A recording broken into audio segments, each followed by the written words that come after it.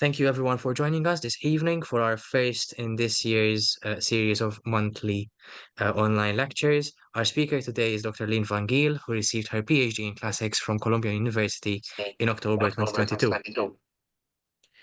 In her dissertation, titled Soror Augusti, Octavia Minor's Lives and Afterlives, um,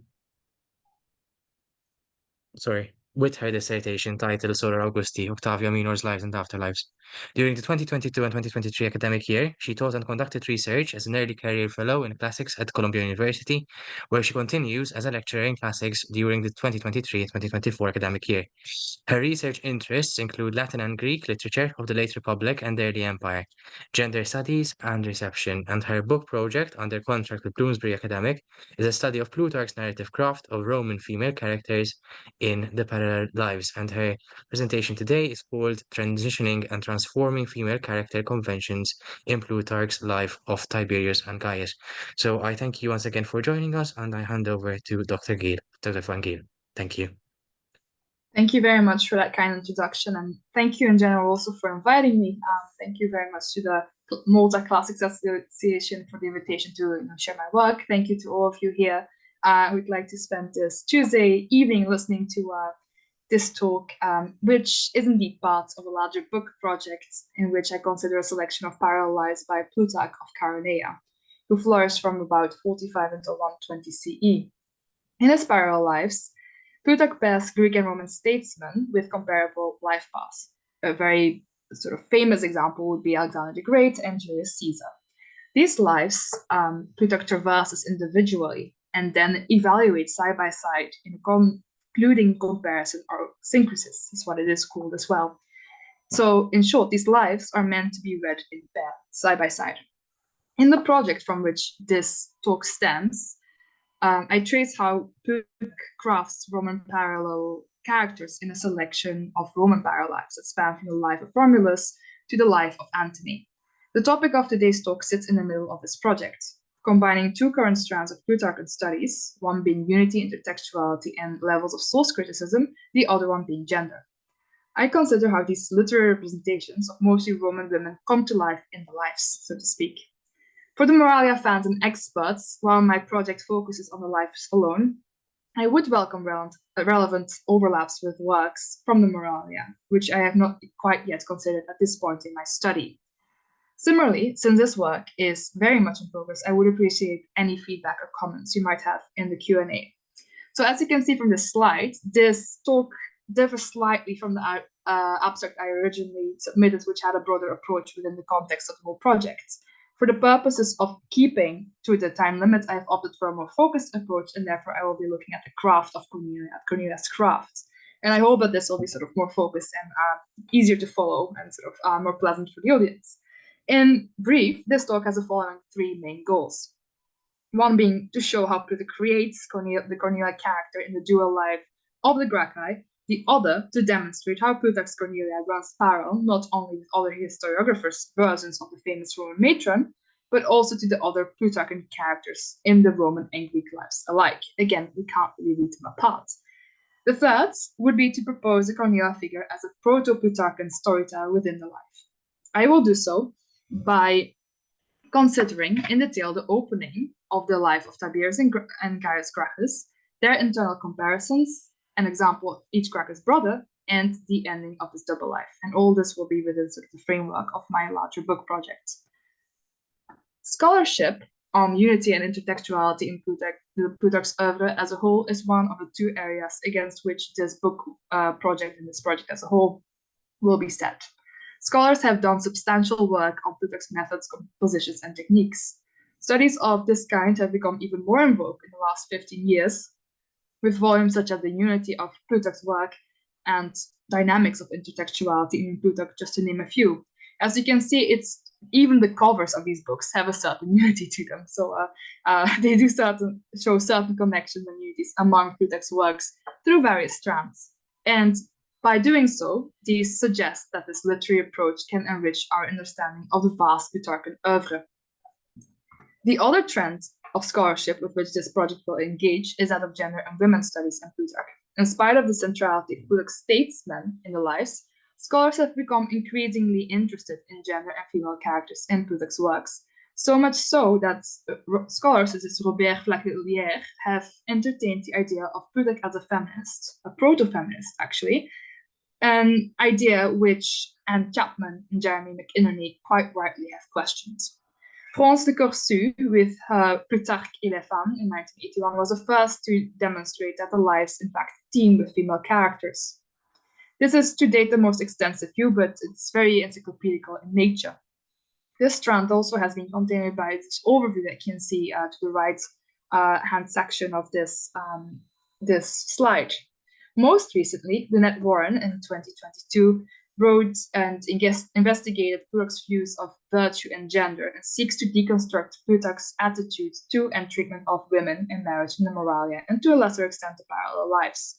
I thus aim to contribute to Plutarch's studies by connecting female figures in the Roman lives textually and within the content with a specific attention to the late Republic, actually.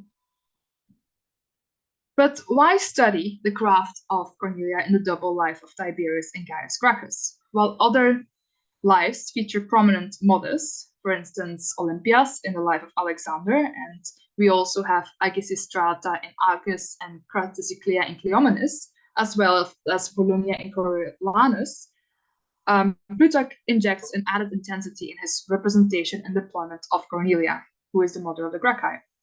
After all, she appears as a character in this transitioning period in the Roman Republic, one which shifts in Rome's status, and Rome also becomes an increasingly important and potent imperial force with a shifting interest in Greek culture and learning. As Philip Statter in 1999 has said, this work is important in the Plutarchian narrative as a whole, as it covers, I quote, the beginning of an era of civic turmoil and violence at Rome, which would end with Octavian, the later Augustus, as he emerged as a sole leader and introduced the Principate. In the interest of time, I will not be able to treat every Cornelia appearance in Plutarch in detail, but I will mention most of them in case you wish to discuss them during the Q&A. First, a swift word on the historical Cornelia. We do not know too much about her for certain. We do know the following, that she was a daughter of Aemilia and Scipio Africanus, the elder of Hannibal fame, that she married Tiberius Gracchus the elder at an uncertain date, which was likely around 175 BCE, and that she had 12 children from this marriage, of which only 3 would survive. The 3 that survived were Tiberius, who was born around 164, 163, Gaius around 153, 152, who would become the 2 Gracchi brothers known for their popular reforms and violent assassinations, and Sempronius, who would go on to marry Scipio Aemilianus. If I could just pause really quickly, I believe I should share the handout as well, in case It's in the chat, so oh, it's in the chat. All right, I just shared it again, but thank you so much for sharing it. So because I have a swift word on the handout, which is that the handout will have an appendix 4 actually, in which you can see these dates if you'd like to refer back to them, as well as a family tree, because I know that it gets quite complicated sometimes. All these different, Scipios and these different Tiberius figures. So again, this you can also see in the appendix of the handout, and thank you very much again for sharing it. So, in spite of these difficulties about dates and such, the tradition and afterlives of Cornelia are alive and kicking. Indeed, Cornelia has received her fair share of scholarly attention. She is a focus of a biography by Susan Dixon, which you can see right here on the screen, who dates Cornelia's life from roughly 190 BCE until 102 BCE. Dixon traces how Roman authors and memory practices, not in the least Cicero and even Augustus, appropriate her image. She sees this transition as follows: one from being at the cutting edge of the Hellenophile cultural developments in her lifetime, to being tamed into a generic image of a well-born widow devoted to her children but capable of exemplary self-control in the face of their loss.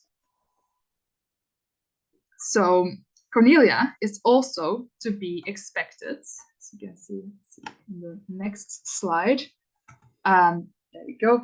She's also to be expected a prominent fixture in Francesca Rosvio's powerful matrons, as you see right here, in which she appears as an example of how Roman matrons educated, instigated, and advocated for their sons. Cornelia has also become one of the sort of patron persons, so to speak, of Roman female education, as it were. Two good examples of books who include are Emily Hemelrijk, Naturana Docta right here, as well as Sophia Xenophontus's Ethical Education in Plutarch. The principal female character happens to be the framing work of this life. And now we sort of dive straight into the text. Cornelia, the mother of the Gracchi, begins and ends life in a ring structure that takes on a unique shape since it is a double life, following the paired double lives of Agis and Cleomenes, two Spartan kings in the 3rd century BCE. Let us then look at handout 1. After finishing this first double life of Agis and Cleomenes, Plutarch steps in to structure his double life of the Gracchi, and here I quote my translation. And so, having given an account of the first narrative, which is dual life of Agis and Cleomenes, we have to consider fates no less than those in the Roman pair, comparing side by side Tiberius and Gaius. So Plutarch here in Gracchus 1 won't let us forget the unique structure of these not 2 but 4 paired lives, for which we get a mini synchrosis, which is, as you recall, this comparison. And you can also see that we have Suzugia here being used for the 2 brothers, as well as multiple comparatives, and more on this later on. Plutarch then carries on with the betrothal of the parents of Gracchi brothers. As you can see in the second part of handout 1, what stands out in this account of the betrothal is how Tiberius Gracchus the Elder must show himself as worthy of Cornelia. For one thing, we can sort of think about it maybe a little bit as sort of a Romeo and Juliet idea, in that the 2 men were in fact not friends, but they were actually in disagreement with one another. Even so, Tiberius may have been a censor and a consul twice, and may have celebrated the triumph, but these achievements seem not to have sufficed. Instead, it was his arete, as you can see in this beginning paragraph right here, with which he proves his worth for Scipio Africanus' daughter, remember, one of the conquerors of Hannibal, and which makes him shine more brightly by comparison. And you can see that in the use of lamproteron right here. With the latter comment, Plutarch accomplishes 2 things. The one being the evaluation of Cornelia's alleged extraordinary worth, which Plutarch enhances by his Platonic repetition of ixiothe. And secondly, he introduces this strand of internal comparison, which is to carry on throughout the lives. After the customary situation of the ancestry of the subject, or in this case 2 subjects, Plutarch places Cornelia in the beginning of the narrative. He does so, as you can see in handout 2, as one of the 2 subjects of a mysterious dual snake portent, which continues the double or dual life theme.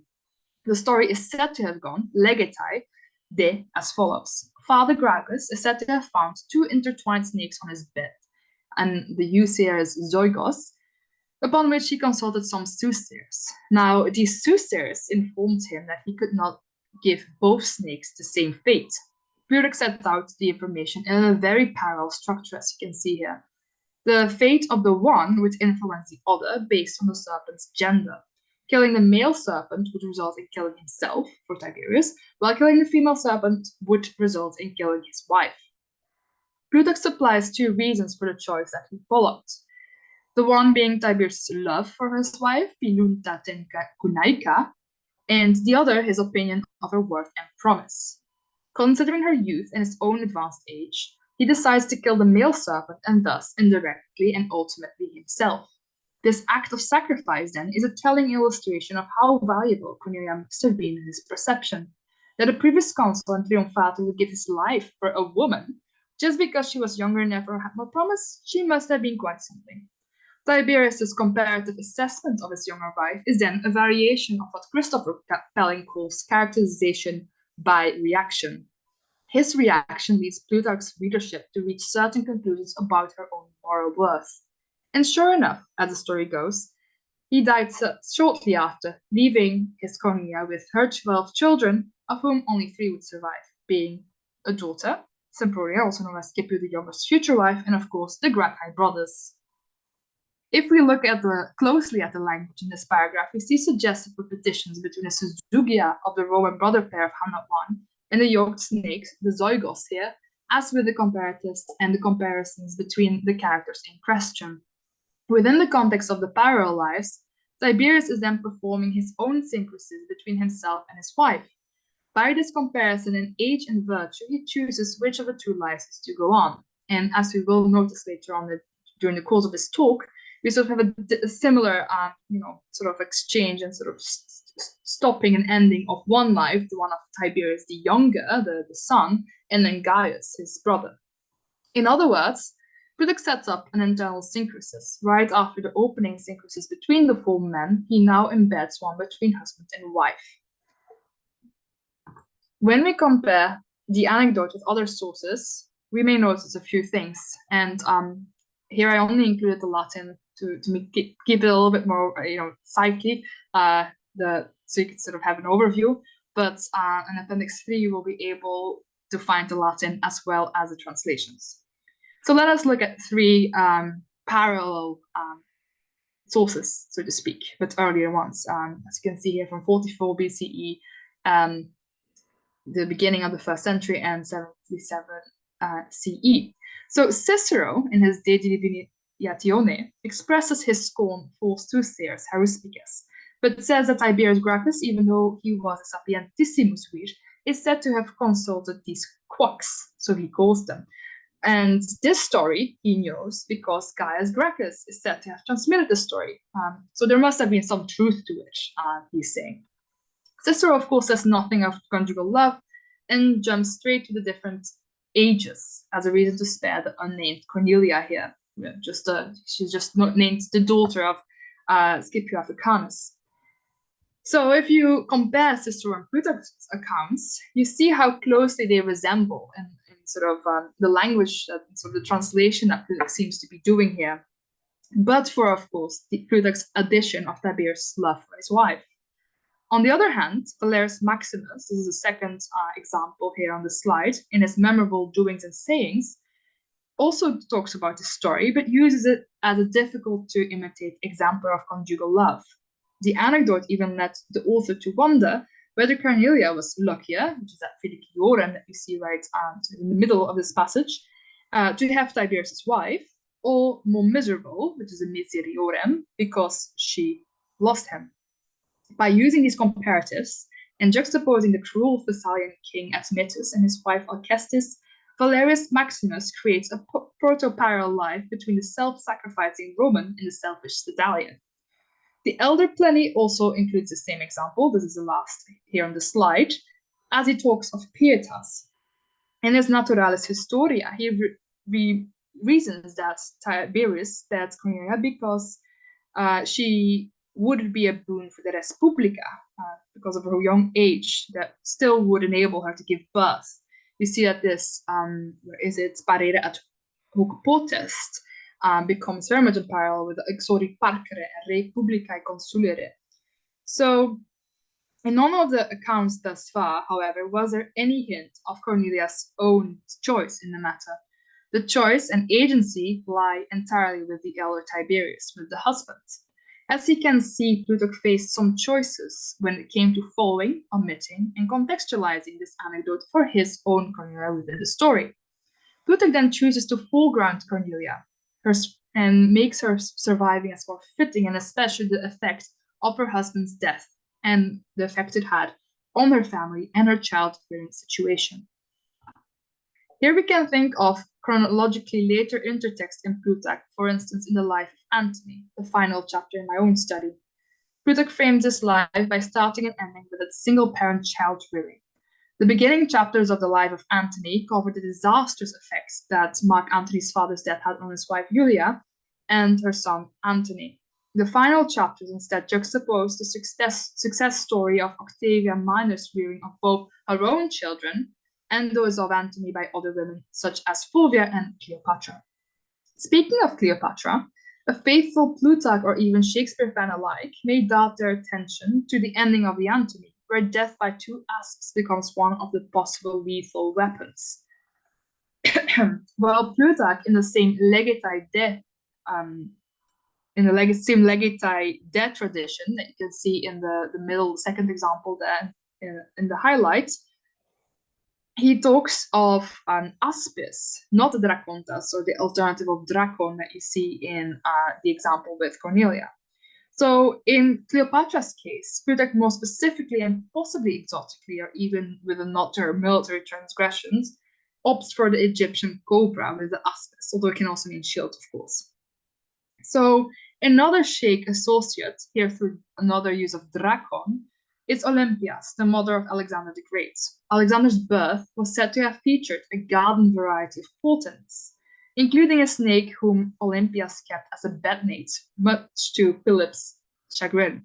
Tantalizingly, Olympias' snake anecdote similarly nearly begins the life. As you can see, it's only in chapter 2 of the life of Alexander. She also ends the life, which is in chapter 76, in which she is said to have poisoned Alexander's half-brother into insanity, Aridaeus, right here. Lastly, Susan Dixon, who wrote this biography about Cornelia, further knows that this snake story connects Cornelia to her father, to Scipio Africanus, whose birth and childhood legends also include snake stories. But why should we care that our virtuous Cornelia is textually connected to the likes of Cleopatra and Olympias? Well, for one thing, Cornelia flourished in an increasingly Philhellenic time, tendencies which she herself seems to have displayed as well after the example of her own mother, Aemilia, and Susan Dixon talks about this a lot in her chapter 3, Culture Wars. So it would make sense for the intertextually, interculturally minded Plutarch to make such connections. It also sets Cornelia comfortably in the intercultural position that she comes to inhabit throughout her life, as we will see in just a little bit. Additionally, Olympias' influence as mother of Alexander makes for an equally appealing intertext and juxtaposition, as well as a mini parallel life, as it were. But to return to the passage in question, and this is item 3 in your handout, and still the introductory chapter of this dual life, Plutarch mentions 2 additional reasons that support the late Gaius' choice to spare Cornelia. First, Plutarch reports she not only takes on the care of her children in a state with verve, but she does so in a manner of such sound mind, so loving of her children, and such high soul. Even while turning her eye inwards towards her family, she still attracts international, even royal attention. Her refusal of the hand of Ptolemy VI only strengthens her reputation. The latter is perhaps, or we can sort of read into it, another Cleopatra connection, as Antony, by contrast, was not able to resist his Ptolemaic queen. Even so, Cornelia proves firm in resolve as she opts to remain a so-called univira, both by the latter and Cornelia's upbringings of her children. Plutarch seems to confirm that Tiberius had made the correct decision. Plutarch does describe the upbringing of her boys as extraordinary, with supreme superlatives and comparisons. She raised them so, and this is the ending of this this handout, that they were the most gifted of all the Romans. It seemed that they were educated towards virtue even better than they were disposed by nature. The language of this description, and especially the latter arete, the virtue or excellence, is a subtle nod to the late Gracchus' proof of spousal worthiness in the beginning of the chapter, which is handout 1, if you'd like to check back. Plutarch thus yokes together the late husband and his surviving wife. Textually, they remain one another's match and indeed united. Plutarch, like Cornelia the Univira, has not forgotten the elder Gracchus just yet. Plutarch thus concludes the introduction of the life of Tiberius Gracchus and Gaius Gracchus as he pivots to the subject themselves, but not before he mentions their exceptional education. After the initial preliminary comments on his comparison with the previous pair, Plutarch embarks on yet another synthesis, or comparison, in this case internal, by listing the boys' resemblances and differences as follows. Both of them seem to have certain shared qualities. You can see on the slide here the sophrosunes that they both get in Gaius, in Tiberius, and Gracchus' chapter 2 and 3, which goes back to Cornelia Sophrone in handout 2, and also you can see that they both have this megalopsychia, this high-mindedness, which we just saw in handout 3.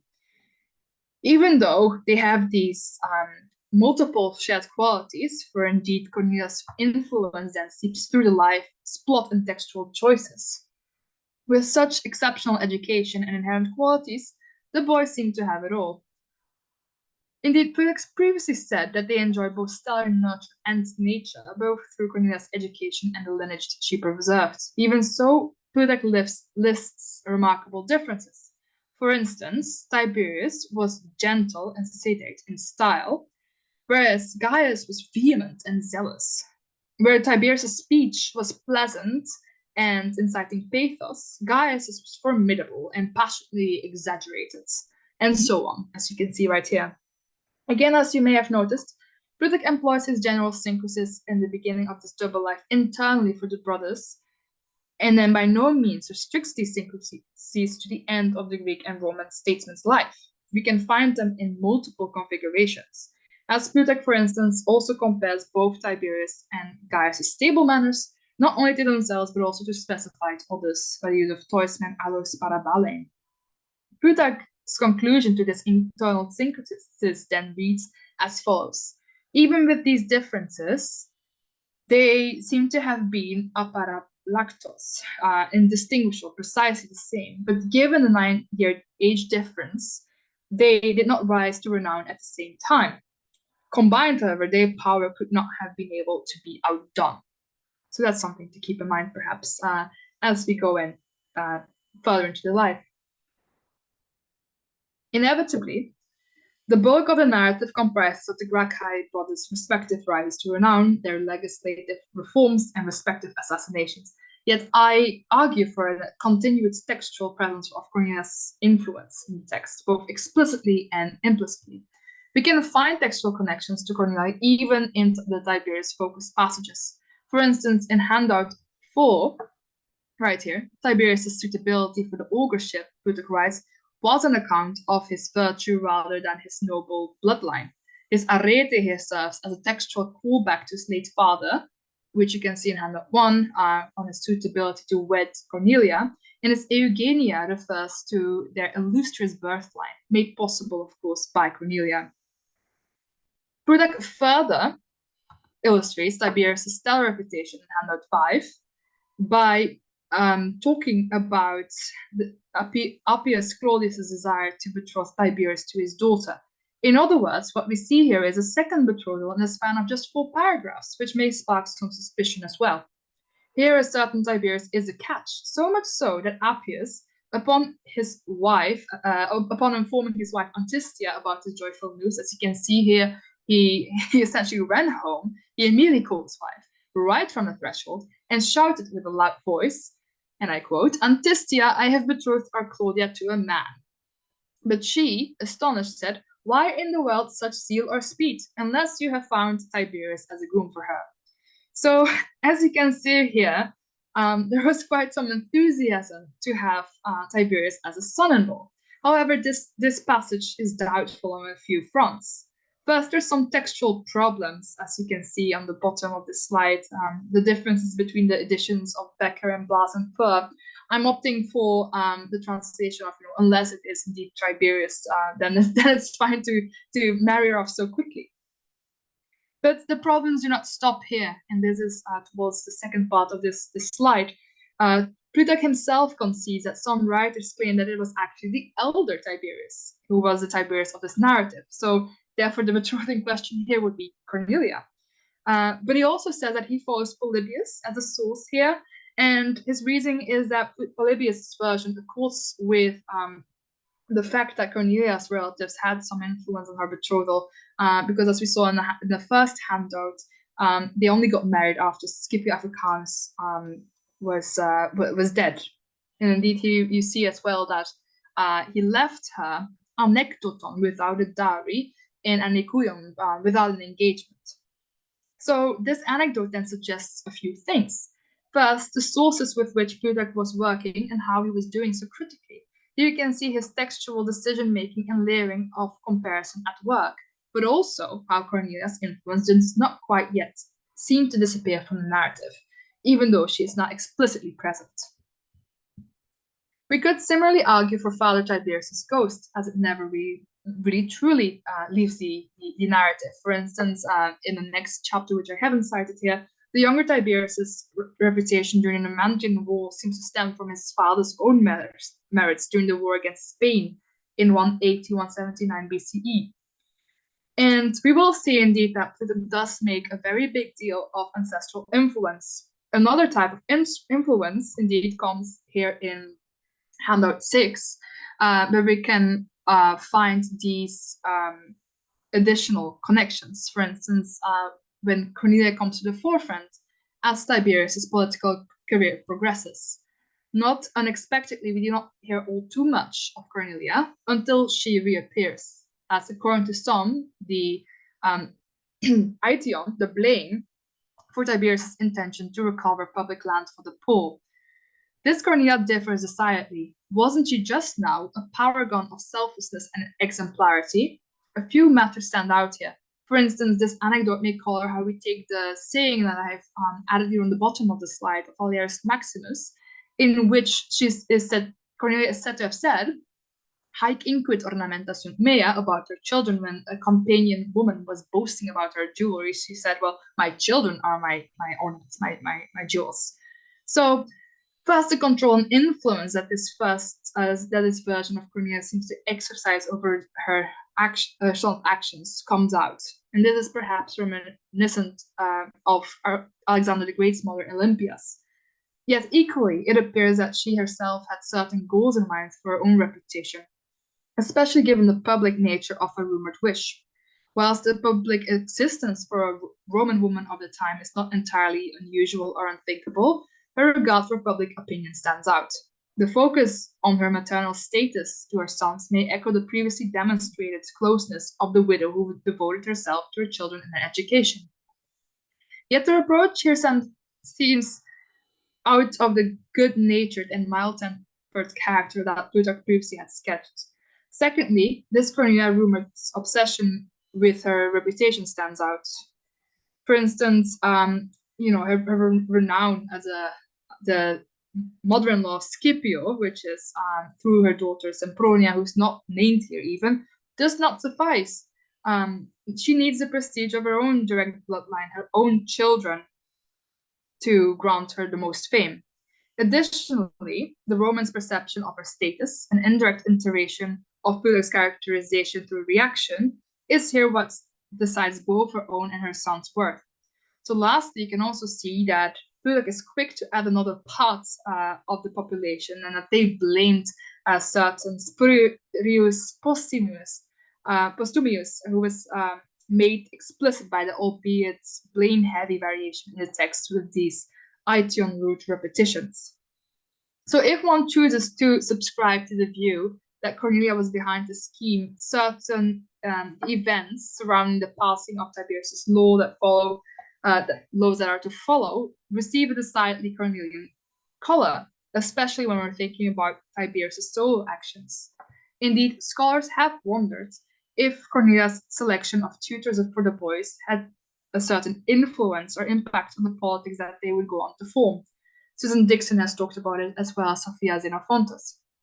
At this point, and in the interest of time, we must fast forward to the end of the life of Tiberius and pivot to the life of Gracchus, as we will do right here.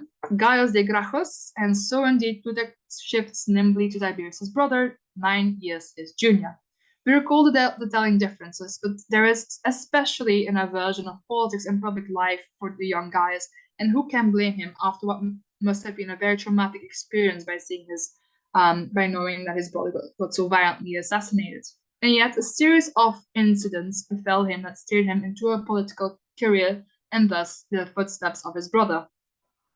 And not in the least this reported appearance of Tiberius in Gaius' dream, here in handout 7, the first example. And this apparition tells his younger brother then, why indeed do you hesitate, Gaius? There is no running away. There's only one life allotted for us and one death as servants of the people. Whilst very dramatic, the latter also reads as a bit ironic in Plutarch's dual life framework, but that is besides the point. Gaius following Tiberius seems inevitable for instance, in the second example here on the slide, because in Sardinia, Gaius, as one might expect, applies himself and shows himself full of arete, of excellence, of virtue, as he shines all the more by comparison. Polupantum diaferite ton neon. So among Gaius's multiple qualities, which we have previously surveyed, it may have been his powerful oratory that stands out the most, in no small part, perhaps thanks to Cornelia's carefully tailored education plan. Plutarch introduces two of Gaius's laws, the one condemning Marcus Octavius, the other still sparing him at the request of a certain someone. And you guessed it, this was Cornelia, of course. The sections in the chapter that are to follow, which are going to be handout 8 and 9, combine multiple strands that Plutarch had introduced and focused on so far. These include the role and the approval of the people, but also that of Cornelius' reputation, which we could read as a Plutarchian intertext with other political inventions or mediations, such as the lives of Romulus with the Sabine women, Coriolanus with Volumnia and Valeria, and Antony with, of course, Octavia.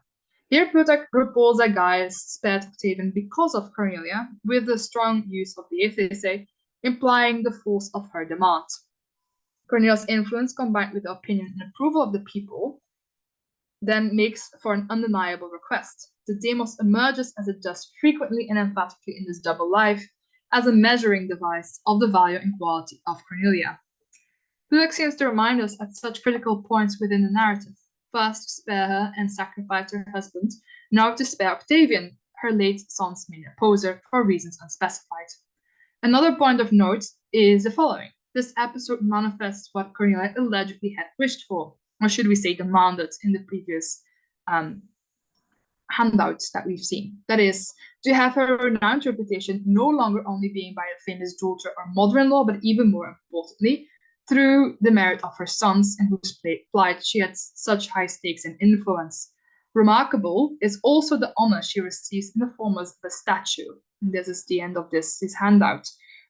This statue dedicated to a living woman was virtually unseen in the Rome of the Gracchi, and its afterlife is arguably just as interesting as its existence itself, as it would eventually be housed in the Porticus Octavia, which is the colonnade of Octavia Minor, who was the sister of Octavian Augustus, and thus a scion of the Octavian clan.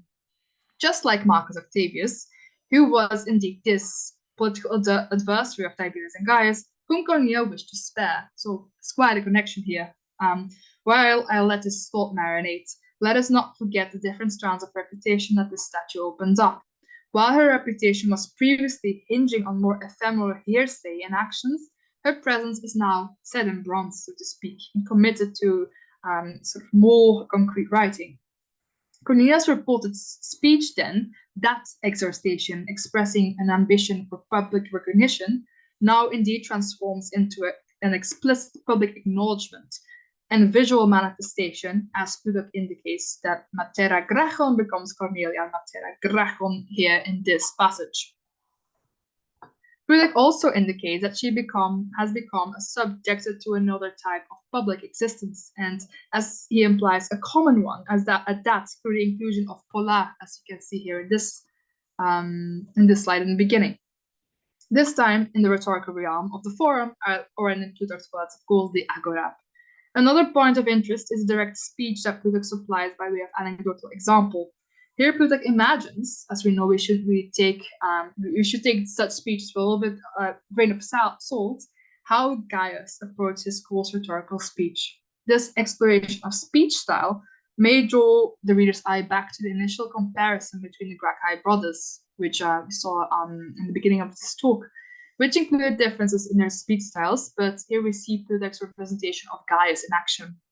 But what exactly happens here in handout 9? I read the translation, and indeed many things are recorded of Gaius as he would speak about her as an orator in the forum, for instance, against one of his enemies. He is said to have said, "What do you, indeed, how dare you insult Cornelia, who gave birth to Tiberius?" Like Cornelius' wish for reputation and its manifestation by way of her statue, Gracchus too focuses on her childbearing, Tekusan, in particular to that of the brother Tiberius. As we continue this passage in handout 9, we read, "And since the one who insulted her was being attacked for softness, Malakia, He said, "With what license of tongue do you compare yourself with Cornelia? Have you given birth as she did? And to be sure, all Romans know that she has been without a man for much longer than you, even though you are a man." Well, all right, so Gaius' condemning of his adversary, Loidores, which is further emphasized by the polyplatonic Loidorethes, goes back to the adversary, who is being attacked for this softness, Malakia. This exchange seems particularly metatextual, albeit with a twist, as Plutarch literally inserts Sempronius, as you can see, where is it, right after the Parisian, into Gaius' language and into his narrative, whilst his de facto signature synchrosis must wait until he has reached the end of Gaius' life. This synchrosis is indeed a remarkable one, as Gaius reproaches his opponent for his paresia, for daring to compare himself to Cornelia. One reason for this approach also relates to Cornelia's childbearing. Another, and this is also one of the two, it relates to her being an urivira, in other words, the fact that she has not got involved with a man for a long time. Not so for Gaius' opponent. Plutarch's Gaius claims, as we recall, his attack on the opponent's effeminacy. Gaius then seems to use his mother's pudor to illustrate his opponent's wantonness, which itself is an interesting strategy as he employs his mother's own shameful, in this very shameful matter. Plutarch seems to cite this example as one that is comparable and verifiable through Gaius' writings. Thus, Cornelia not only becomes fair game as a public figure through her statue, but also through her son's forensic speech.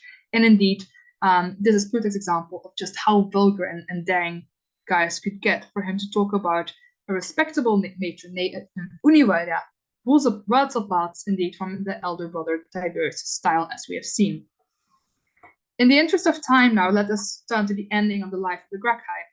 Plutarch places Cornelia at the very end of his double life. And here we see that this proclivity towards reputation brings a point all back home. As in the beginning of the double life, Cornelia's exemplarity in enduring her grief shines through the passage with the following two adverbs with eugenius and megalopsuchos. We've seen these words before. Thus, he attributes remarkable distance and clarity to her as she puts the death of her sons in a civic-minded perspective. Her subsequent behavior too serves as a testament to her staunchness and public-facing behavior. Plutarch mentions her residence in Misenum in Campania in connection with her unchanged way of living. Her routine apparently includes an openness to guests and foreigners alike, as well as reciprocal receiving and entertaining Greek and foreign kings. As often has been observed about Roman widowhood, the absence of a father, husband, or sons frees up possibilities for her own autonomy and activities, which she seems to have filled up in a way that Plutarch would have approved of, that of literary and convivial pursuits. She has even prologon around her. So Plutarch describes her as holding court pleasantly, ediste, about the life of her late father, but most amazingly, the thaumasiotate that you see there, about her prematurely deceased sons. She did so a Penthes and a Ducratos without grief or tears, and with a certain professional distance in discussing her sons' pathe kai praxes, as if of Roman historical figures, hosper archaion tinon. So stylistically, Plutarch crafts these sentences with remarkable doubleness as he describes the manner and content of her narration in pairs and doubles, a narrative strategy that we have seen previously in connection to Tiberius and Cornelia's betrothal stories. Additionally, he juxtaposes Cornelia's narration about her father Scipio and her two sons. Might the structural mirroring then be a mini parallel life imitation? And then, in a way, this concluding paragraph may function as a proto or a microsynthesis, which we may expect right after this very paragraph between the double lives of Agis and Cleomenes and Tiberius and Gaius Gracchus. Yet here we see a fleeting comparison between her one towering father, or does he count for two, and her two sons. We also recount the anecdotes that Plutarch includes about her supposed agenda of directing her sons' reputations, and thus her own, to suppress that of her father, or surpass, rather, that of her father. Through her storytelling, then, she encourages comparison, which may remind us of a certain someone. Indeed, especially Plutarch's addition or comparison of anecdotal work, as if she's talking about ancient Roman figures, is, after all, Plutarch's own game. In a way, then, Plutarch assumes that Plutarch can function, or at least emerges from the narrative, as a woman after Plutarch's own heart. and one that she could have fulfilled beautifully, if we may believe Cicero in the Brutus and Quintilian, who echoes his praise about her Latin prose letters, which we actually also have in this slide, but I didn't quite have the time to talk about how Plutarch mentions these letters. We also have, for instance, Tacitus talking about her in the Dialogus 28, and Pliny also sort of recalls how sort of the learnedness that surrounds her reputation, again, in connected with the Politicus of Tavia that I just talked about. So what I'm saying here is that through sort of this combined framework of Plutarch's use of rhetoric and declamation and influence of education on his characters, this creation of Cornelia as an educated narrator and proto-parallel life's fashioner does not seem too far-fetched. And this is the last paragraph of the life here, after which I will start concluding. And yet, for all of this seemingly exemplary behavior, Cornelia is still not free from slander, whereas Seneca, for instance, in his Ad Marciam, famously faults Octavia Minor, whom we can see as Cornelia's successor in a way, for excessive mourning of her prematurely deceased son Marcellus. Cornelia's staunch attitude also elicits criticism, or at least skepticism. Surely this type of admirable staunchness in a woman can only be attributed to old age, which is the reverse of her famed young age in the first chapter of her life, or such insurmountable grief that she is not even able to feel it. Everyone's a critic and she can't catch a break. Plutarch, however, opposes this view as he ends his life with the defense of Cornelia's attitude and deflects the criticism onto Cornelia's own critics. Plutarch then concludes his life by viewing such individuals as insensitive and close-minded of little teaspoon-like EQ and defends Cornelia with a contemplation on tuche or chance and how it should be done. This very last paragraph then looks back at the first paragraph where we have seen another type of defense of Cornelia. In this first paragraph, Plutarch defends his Cornelia as one worthy to be spared from death by her husband's sacrifice, whereas here he defends her regarding her stoic attitude towards her son's death. Additionally, while Plutarch usually leaves such moral conundrums unanswered for the reader to figure out, he now gives the impression that he prefers his reader to lean into a certain direction, in case of Cornelia. Now I will say some brief words about how I see this project moving forwards and, of course, a conclusion. So in the large, sort of the longer version of this project, I also talk about Justinia, Gaius' wife, and how there's intertextual connections there, as well as in the plot. But I think it's also important to mention that, as I mentioned in the beginning of this talk, it is really, it's sort of very important to read these lives next to one another, which is why the paired life of Agis and Cleomenes and the respective mothers of Agesistrata and Graticlea are very important in connection to Cornelia, which brings me to the next point of the paragraph that would have followed this last paragraph, which is the synthesis of the two pairs. And within that, I do see the life of Tiberius and Gaius as pivotal in sort of the larger scheme of my book project, and this is also reflected in Cornelia as a character. To conclude then, and yet for all of this seemingly exemplary behavior, Cornelia is still not, so in short, although Cornelia quite literally frames this double life, she is no mere framing device, I argue. From the final paragraph, you can see Plutarch's attention to her and throughout, how he grants her continuous presence and influence, even though she may not explicitly be present. Additionally, Plutarch has Cornelia emerge, as it were, not only as an educator to her sons, but also as a subject of another type of parallel life.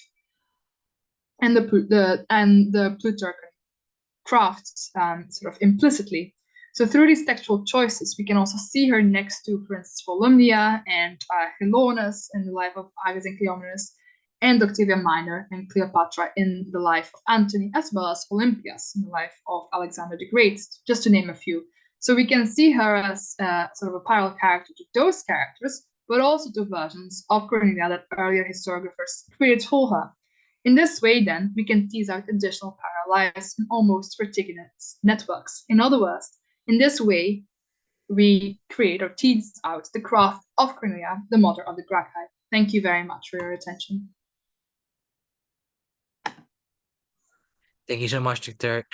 Van Giel, for this excellent presentation. As you referenced, you've only just really scratched the surface, and we look forward definitely to sort of the full promulgation of the project in its culmination in its book. Thank So you. I will stop the recording now.